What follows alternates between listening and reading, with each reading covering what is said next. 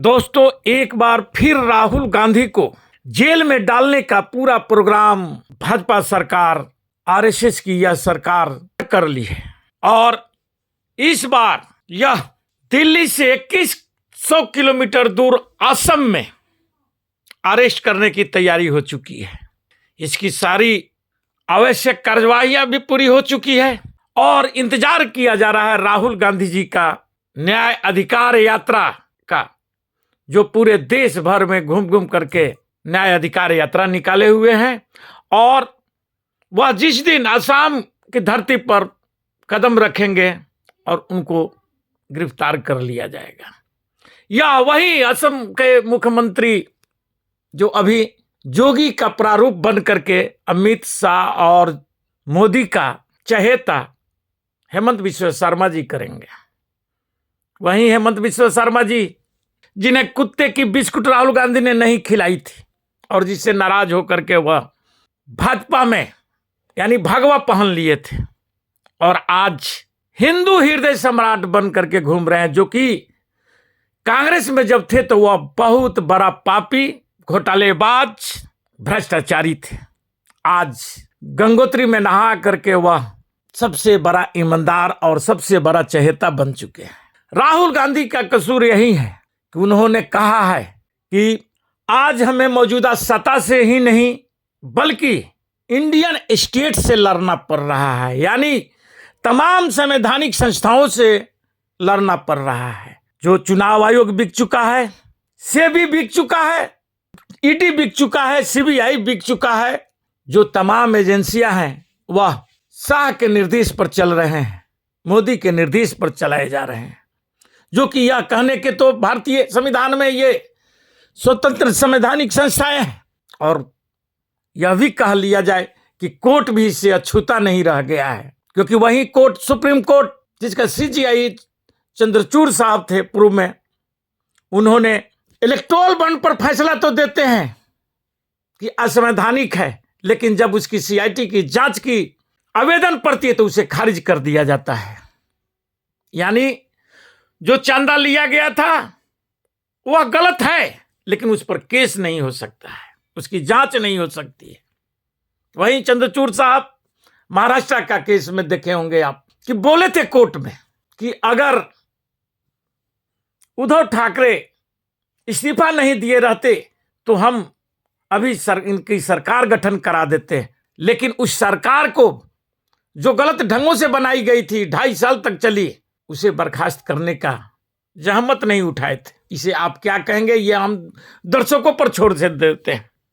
लेकिन राहुल गांधी जी क्यों ऐसा बोले हैं, उसको नई जो अभी नियम कानून लागू किया गया है उसके तहत यह मुकदमा किया जा रहा है और यह मुकदमा दिल्ली में नहीं किया गया, क्योंकि राहुल गांधी तो दिल्ली में बोले थे, मुकदमा उनको दिल्ली पर होना चाहिए था, लेकिन असम में किया जा रहा है ताकि परेशान किया जाए, उन्हें हर डेट पर बुलाया जाए। यह मानसिकता है इनकी, जबकि आज भी यह नियम है। आप देखे होंगे कि बहुत सी कोर्टों की फैसला है कि जहां पर जो मामला होता है वहीं पर मुकदमा दायर किया जाता है, लेकिन मोदी और अमित शाह में यह हिम्मत नहीं है कि वह दिल्ली में, इनका ही पुलिस है, वहां मुकदमा करें। ये दुर्भावना नहीं तो क्या है, देश में नफरतें नहीं है तो क्या है, ये देश को समझने की जरूरत है। वहीं पर मोहन भागवत जो आरएसएस के प्रमुख हैं, वह बोलते हैं कि हमें राम मंदिर के निर्माण के बाद में असली आजादी मिली है।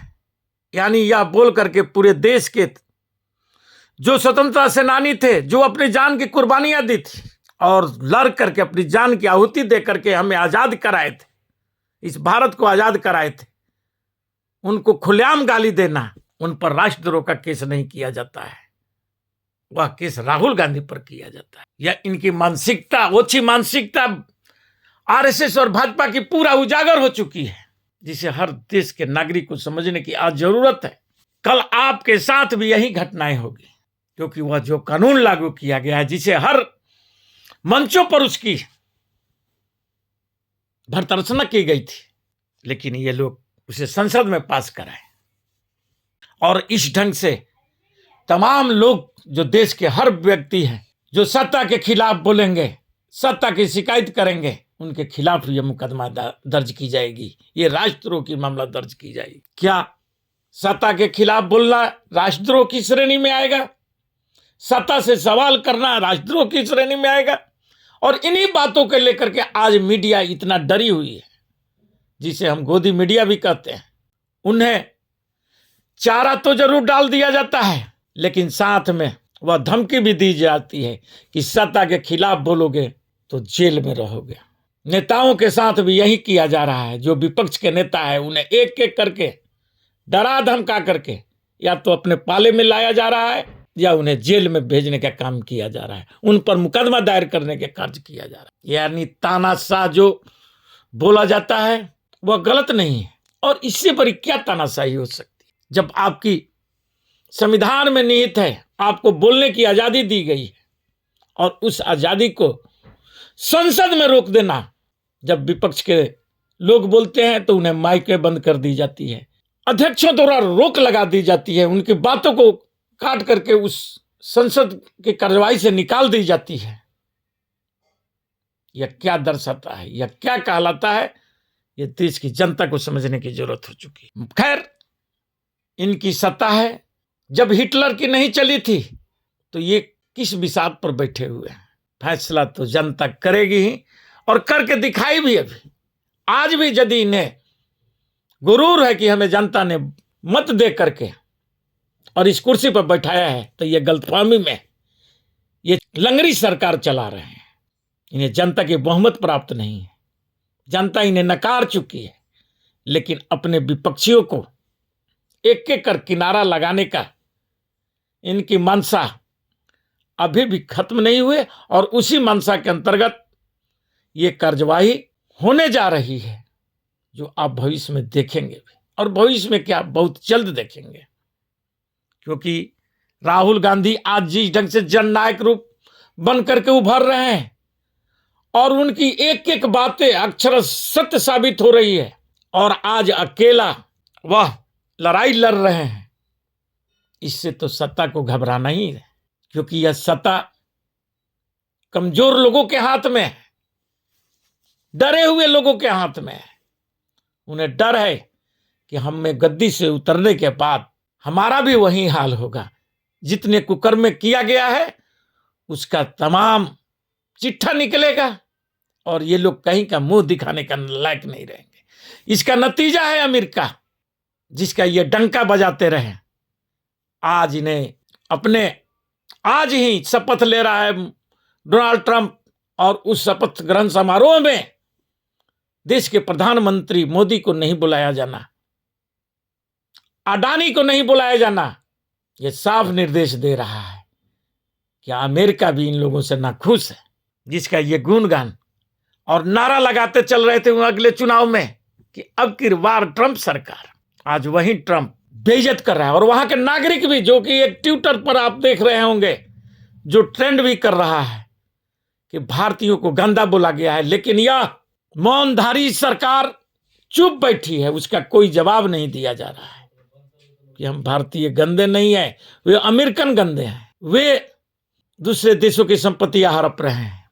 भारत कभी किसी पर आक्रमण करने का काम नहीं किया है ये, लेकिन ये मौजूदा सरकार को इतनी भी साहस नहीं है कि उसका ये जवाब दे सके, उसी की भाषा में जवाब दे सके।